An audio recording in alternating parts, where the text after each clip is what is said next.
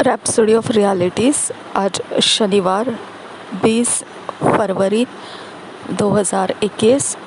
Rhapsody of realities आज Saturday 20 फरवरी 2021। आज pastor Chris ओयाखेलोमे द्वारा जो वचन हमको सिखाया जाता है उस वचन का विषय है प्रकाशित वाक्य 3 अध्याय के 10 वचन में से ये लिया गया है।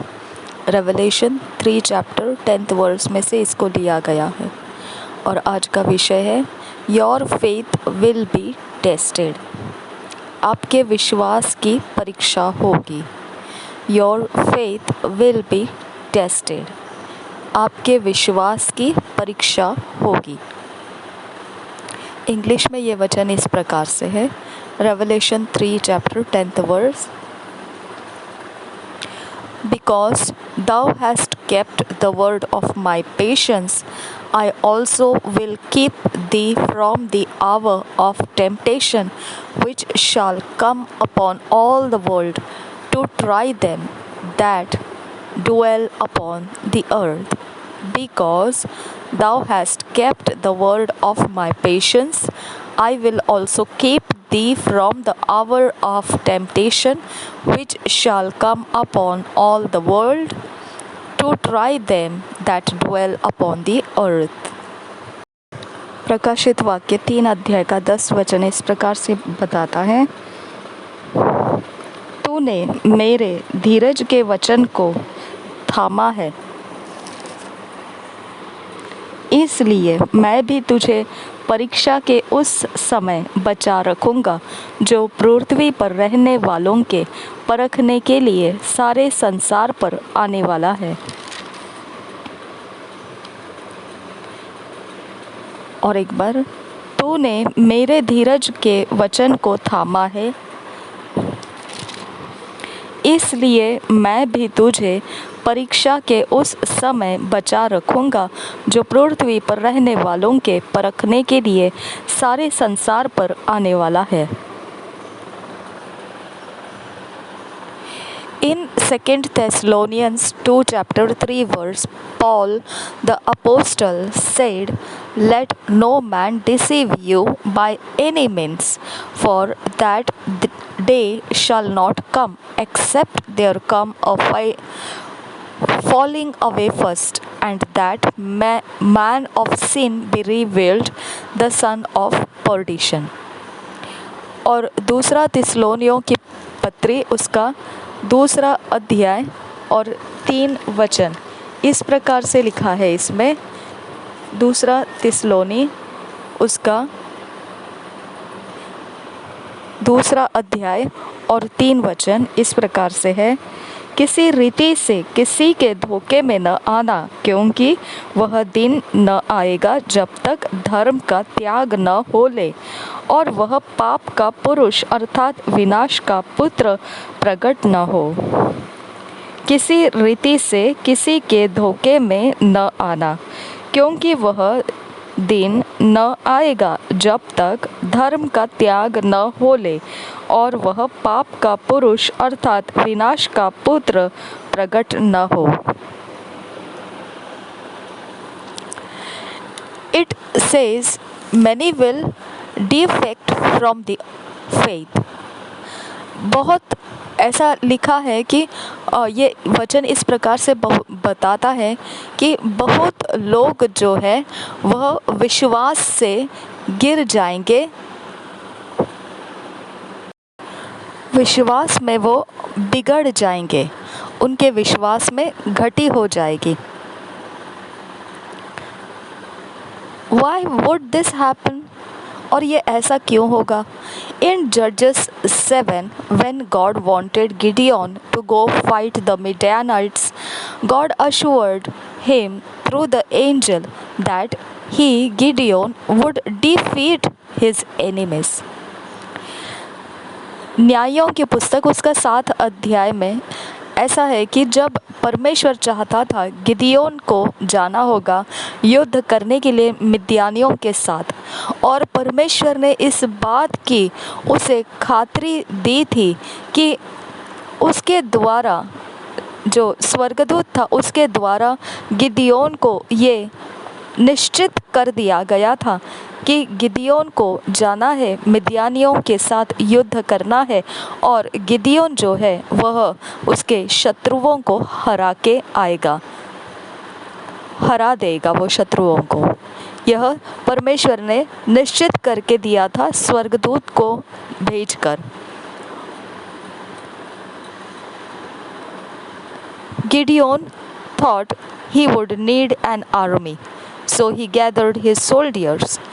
और फिर गिदियोन जो था उसने ऐसा सोचा कि शायद से अब अगर युद्ध में उतरना है तो फिर सेना की ज़रूरत है, तो उसने अपने लिए ऐसे सेना के दल बनाना शुरू कर दिए।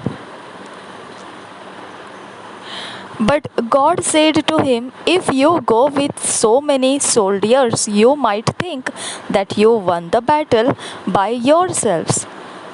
और फिर परमेश्वर ने लेकिन ऐसा कहा उससे कि अगर तूने इतनी बड़ी सेना को तैयार करके लेकर गया तो हो सकता है तू ऐसा सोचेगा कि तूने जो सेना तैयार कराई और वो लेकर गया, इसके लिए तूने युद्ध को जीत लिया, तूने अपने ही ताकत से युद्ध को जीत लिया। Tell everyone who is afraid to go home, and the Bible says 22,000 of them went home. Judges 7 chapter 3 verse. और उसने कहा कि बोल सबको जो डरता हो वह घर चला जाए। और फिर पवित्र बाइबल बताता है कि 22,000 जो थे उस सेना का दल जो बनाया गया था उनमें से निकल गए, अपने घर को चले गए। और ये वचन में लिखा हुआ है न्यायों की पुस्तक 7 अध्याय 3 वचन। हम पढ़ेंगे उसे। न्यायों की पुस्तक 7 अध्याय 3 वचन इस प्रकार से है, इसलिए तू जाकर लोगों में यह प्रचार करके सुना दे, जो कोई डर के मारे थरथराता हो वह गिलाद पहाड़ से लौट कर चला जाए। तब 22,000 लोग लौट गए और केवल 10,000 रह गए।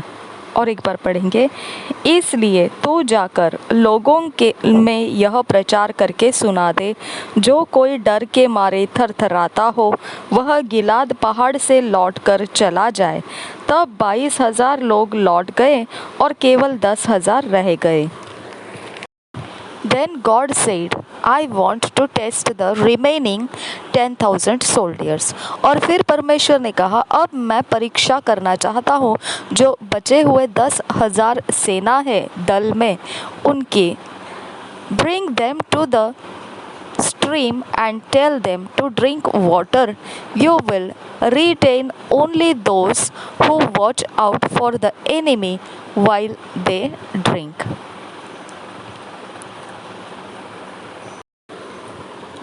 और तूने ऐसा करना है कि उनको पानी के झरने की तरफ लेकर आना है और उनको उस झरने में से पानी को पीने के लिए कहना है। और तूने उनमें से केवल उन्हीं को बनाए रखना है जो अपने अंदर से ध्यान रखे हुए रहेंगे शत्रु की ओर जब वो पानी पी रहे होंगे। And the Bible says only 300 of them passed that test. Read Judges 7 chapter 4 to 6 verse. और फिर पवित्र बाइबल बताता है केवल 300 लोग उस परीक्षा में पार हो चुके। आप इसे पढ़ सकते हैं न्यायों की पुस्तक 7 अध्याय के 4 से 6 वचन में। न्यायों की पुस्तक 7 अध्याय उसका 4 से 6 वचन।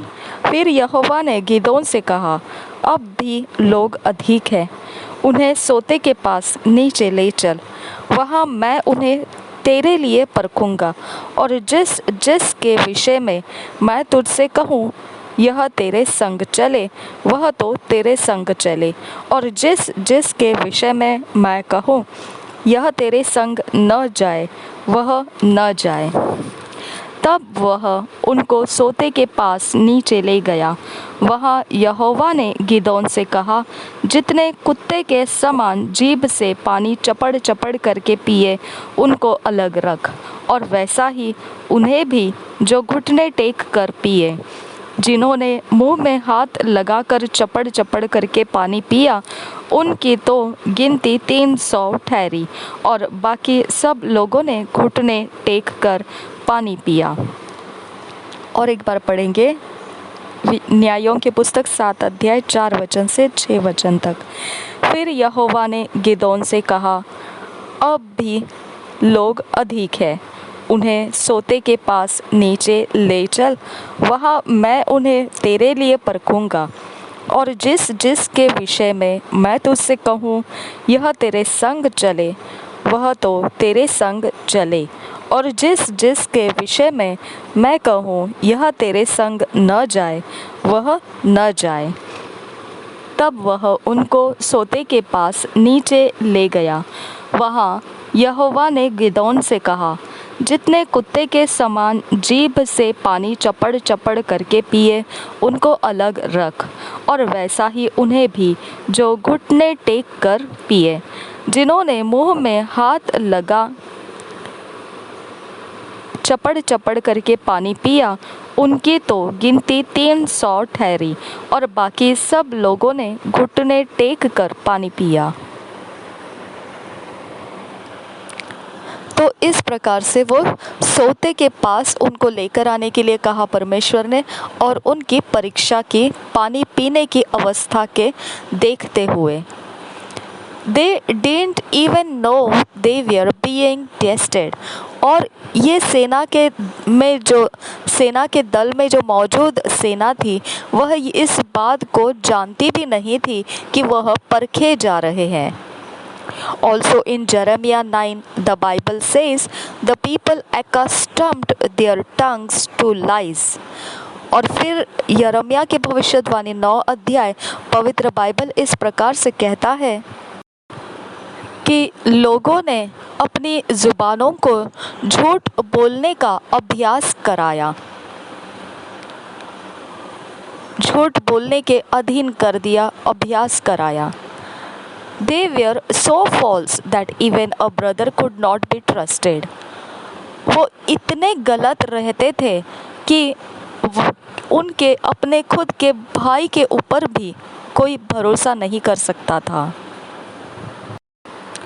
इतने वे लोग झूठे रह रहे थे कि कोई अपने भाई के ऊपर भी भरोसा नहीं कर पाएगा, ऐसे झूठे वो रह रहे थे। Because of this deceit and hypocrisy and lying, God said, behold, I will melt them and try them। Jeremiah 9:7। और फिर यही वो कारण रहा कि उनके अंदर का कपट और उनके अंदर का ढोंगीपन, यही वो उनका जो कारण था, उसी के वजह से, और फिर झूठ, कपट और ढोंगीपन और झूठ, उनके इसी कारण की वजह से परमेश्वर ने यिर्मयाह के भविष्यवाणी में 9 अध्याय 7 वचन में पढ़कर आप देख सकते हैं क्या कहा। इसलिए सेनाओं का यहोवा यूं कहता है, देख मैं उनको तपा कर परखूंगा, क्योंकि अपनी प्रजा के कारण मैं उनसे और क्या कर सकता हूँ। और एक बार पढ़ेंगे, इसलिए सेनाओं का यहोवा यूं कहता है, देख मैं उनको तपा कर परखूंगा, क्योंकि अपनी प्रजा के कारण मैं उनसे और क्या कर सकता हूँ। This is going to be happening in these last days। और यही वो बात है जो होने जा रही है अभी आखिरी दिनों में।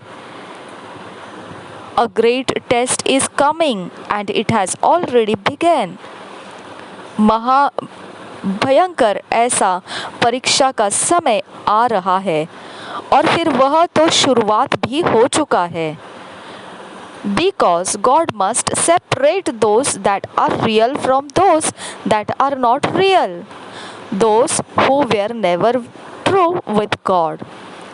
इसका कारण यह है कि परमेश्वर ने अलग कर देना है उन लोगों को जो सच्चे हैं उनमें से जो सच्चे नहीं हैं और जो कभी भी सत्य में परमेश्वर के साथ नहीं थे।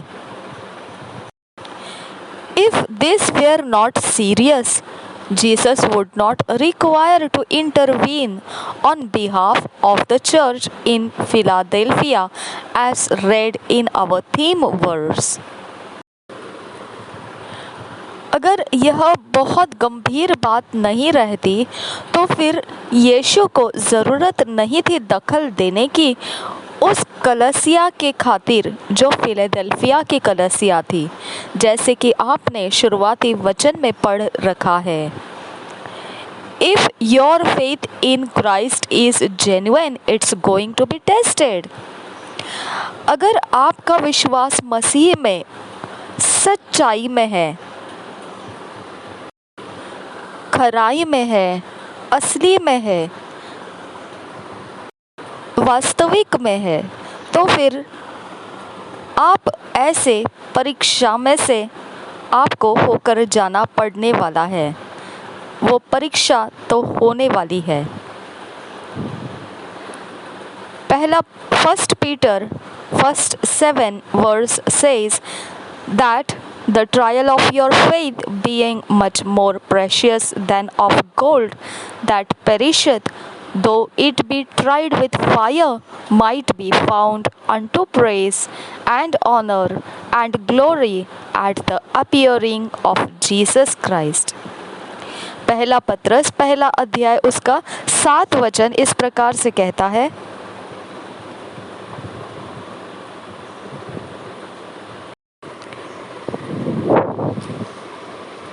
और यह इसलिए है कि तुम्हारा परखा हुआ विश्वास जो आग से ताये हुए नाशवान सोने से भी कहीं अधिक बहुमूल्य है, यीशु मसीह के प्रकट होने पर प्रशंसा और महिमा और आदर का कारण ठहरे। और एक बार पढ़ेंगे पहला पत्रस पहला अध्याय 7 वचन। और यह इसलिए है कि तुम्हारा परखा हुआ विश्वास जो आग से ताये हुए नाशवान सोने से भी कहीं अधिक बहुमूल्य है, यीशु मसीह के प्रकट होने पर प्रशंसा और महिमा और आदर का कारण ठहरे। Let Jesus Christ and His kingdom be all that matters to you in this life. ऐसा अभी होने दीजिए कि प्रभु यीशु मसीह और उसका राज्य एकमात्र केवल आपकी चिंता का विषय रहे आपके जीवन में।